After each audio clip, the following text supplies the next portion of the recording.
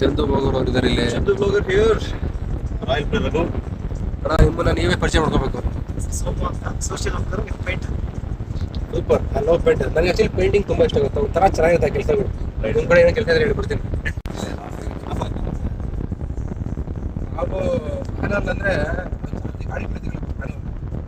ಎಲ್ಲ ಆಟೋಮೆಟಿಕ್ ಅಲ್ಲ. ಏನು ಹೇಳ್ತಿಲ್ವಾ, ಸಾವಿರಕ್ಕೆ ಸಾವಿರಕ್ಕಲ್ಲ, ಲಕ್ಷಕ್ಕೆ ಒಂದು 10 ಗಾಡಿ ಅಷ್ಟೇ ಬೇರೆ.